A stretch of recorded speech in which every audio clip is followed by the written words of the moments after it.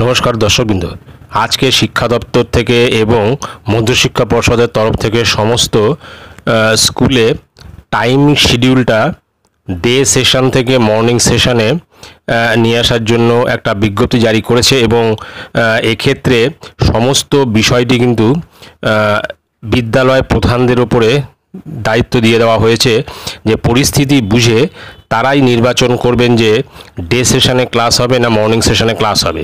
এখন বিষয়টা হচ্ছে যে স্কুলের টাইম পরিবর্তনের সরকারি নির্দেশ সংক্রান্ত কিছু প্রশ্ন উত্তর আমরা এই ভিডিওর মাধ্যমে আলোচনা করব।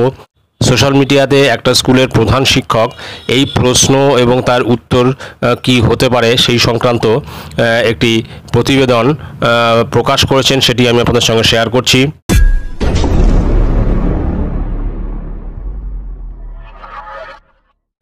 প্রথম প্রশ্ন হলো যে স্কুল টাইমিং শিফটের অর্থ কী?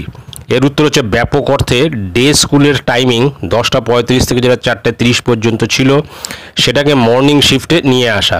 দ্বিতীয় প্রশ্ন হচ্ছে মর্নিং স্কুল কখন শুরু বা শেষ হবে? উত্তর হচ্ছে সেটা নির্দিষ্ট করে অর্ডারে বলেনি, তবে প্রথাগতভাবে মর্নিং স্কুল শুরু হয় 6টা থেকে 7টার মধ্যে। এক্ষেত্রে স্কুল কর্তৃপক্ষ সিদ্ধান্ত নেবে কখন শুরু করবে। 3 নম্বর হচ্ছে স্কুল কর্তৃপক্ষ অর্থাৎ স্কুল অথরিটি কে? উত্তর হচ্ছে স্কুলের ম্যানেজিং কমিটি বা অ্যাডমিনিস্ট্রেটর। 4 নম্বর প্রশ্ন হচ্ছে এই ব্যাপারে ম্যানেজিং কমিটি বা অ্যাডমিনিস্ট্রেটরের সিদ্ধান্তই কি চূড়ান্ত? উত্তর হ্যাঁ, এমসি বা অ্যাডমিনিস্ট্রেটর এই ব্যাপারে চূড়ান্ত সিদ্ধান্ত নেওয়ার অধিকারী, তবে অর্ডারে বলা হয়েছে এমসি বা অ্যাডমিনিস্ট্রেটর কোনো সিদ্ধান্ত নেওয়ার আগে সংশ্লিষ্টদের অর্থাৎ স্টেক হোল্ডারদের সঙ্গে আলোচনা করে নেবেন, কিন্তু আলোচনা করলেও ফাইনাল ডিসিশন কিন্তু এমসি বা অ্যাডমিনিস্ট্রেটরদেরই নেবেন বা নিতে হবে। প্রশ্ন হচ্ছে এই যে স্টেক হোল্ডারদের সঙ্গে আলোচনা করে সিদ্ধান্ত নিতে বলা হচ্ছে, এই স্টেক হোল্ডার্স কারা? উত্তর হচ্ছে স্টুডেন্ট, টিচার ও অন্যান্য স্টাফ, এইচওআই, অভিভাবক, স্কুলের বিভিন্ন কমিটি ইত্যাদি। 6 নম্বর প্রশ্ন হচ্ছে যে স্কুলগুলিতে বিশেষ ধরনের অসুবিধা আছে, যেমন স্কুল 2টি শিফটে চলে, সংযুক্ত প্রাইমারি সেকশন বা গার্লস স্কুল আছে, সেগুলোও কি করে টাইমিং শিফট করবে? বিশেষ অসুবিধা থাকলে টাইমিং শিফট করবে না, যেমন চলছে চলবে, টাইমিং শিফট বাধ্যতামূলকভাবে করতেই হবে এমন কথা অর্ডারে বলেনি। 7 নম্বর প্রশ্ন হচ্ছে কবে থেকে কতদিন পর্যন্ত এই টাইমিং শিফট বলবৎ থাকবে? উত্তর হচ্ছে 13/6/2024 থেকে 30/6/2024 পর্যন্ত সময়কালের মধ্যে যতদিন খুশি স্কুল কর্তৃপক্ষ পরিবর্তিত স্কুল টাইমিং চালিয়ে যেতে পারে। আবার এই সময়কালের মধ্যে পরিস্থিতি বিবেচনা করে যে কোনো সময় নর্মাল টাইমিংয়ে ফিরে আসতে পারে। স্কুল কর্তৃপক্ষ এই ব্যাপারে চূড়ান্ত সিদ্ধান্ত নেবে, তবে 30/6/2024 তারিখের পর কিন্তু নর্মাল টাইমিং অর্থাৎ 10:30 থেকে 4:30 ফিরতেই হবে, যদি না ডিপার্টমেন্ট আবার অন্যরকম কোনো নির্দেশ না দেয়। অর্থাৎ পরিষ্কার বোঝা যাচ্ছে যে এই সময়ের মধ্যে যদি পরিস্থিতি চেঞ্জ হয় অর্থাৎ বৃষ্টি আসে বা এই গরমের যে প্রভাব এটা যদি কেটে যায়, তাহলে কিন্তু আর এই সময়ের মধ্যে আর কোনো অর্ডারের জন্য বসে না থেকে সেক্ষেত্রে কিন্তু টাইমিংটা কিন্তু শিফট করতে পারবে প্রধান শিক্ষকরা, তার জন্য কিন্তু আলাদা কোনো অর্ডারের দরকার পড়বে না। 8 নম্বর প্রশ্ন হচ্ছে স্কুলের ডিউরেশন অর্থাৎ টোটাল স্কুল সময়টা কি একই রাখতে হবে বা 8 পিরিয়ড কি করতেই হবে? উত্তর হচ্ছে প্রাথমিকভাবে উত্তর হচ্ছে হ্যাঁ, কারণ অর্ডারে বলছে একাডেমিক অ্যাক্টিভিটিস অর্থাৎ পড়াশুনো হ্যাম্পার করা যাবে না, কিন্তু একই সঙ্গে সেখানে বলছে যে স্টুডেন্ট স্বার্থ বিবেচনা রাখতে।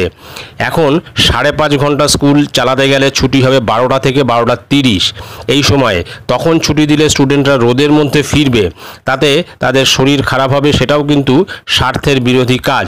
তাই কোনো স্কুল কর্তৃপক্ষ যদি 2-1 পিরিয়ড কমিয়ে দেয় বা সবচেয়ে ভালো হয় ক্লাসের সময়গুলো একটু করে কমিয়ে দিয়ে অন্তত 10:30 থেকে 11টার মধ্যে ছুটি দিয়ে দেয়, সেটা এমন কিছু দোষের হবে না বলেই মনে হয়।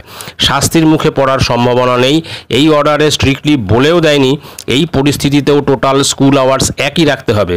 স্কুল কর্তৃপক্ষ চাইলে ছাত্রছাত্রীদের স্বার্থে একটু নমনীয় হতেই পারে। 9 নম্বর প্রশ্ন হচ্ছে মর্নিং স্কুল হলেও কি মিড ডে মিল চালাতেই হবে? উত্তর হচ্ছে হ্যাঁ, মিড ডে মিল বাধ্যতামূলক। অর্থাৎ এই যে টাইম শিডিউলটা শিফট করা হয়েছে, এই সংক্রান্ত যে সমস্ত প্রশ্ন উঠতে পারে সেই সংক্রান্ত প্রশ্নের উত্তরে কি হবে সেটা কিন্তু আমরা ভিডিওর মাধ্যমে আলোচনা করলাম। হ্যাঁ, হয়তো আরও কোনো প্রশ্ন আসতে পারে যে দূরের থেকে যে সমস্ত শিক্ষক শিক্ষিকারা আসবেন তারা কিভাবে ওই সময়ে পৌঁছাবেন, অথবা যখন স্টুডেন্টরা বাড়ি ফিরবে সেই সময় যদি তারা ফেরার সময় যদি তারা অসুস্থ হয়ে পড়ে তখন তার দায় কে নেবে, এই সমস্ত অনেক প্রশ্ন এখানে আসতে পারে। তবে এর সঙ্গে একটা কথা বলে রাখা উচিত যে এইটা যখন চালু হলো যে এই মর্নিং শিফটে ক্লাস, তখন কিন্তু সামনের বছর থেকে এটা কিন্তু বাধ্যতামূলক হয়ে গেল। অর্থাৎ কোনো ছুটি বৃদ্ধির কোনো ব্যাপার থাকছে না। যখন অত্যধিক গরম পড়বে তখন সেই মর্নিং শিফটে চলে যেতে হবে।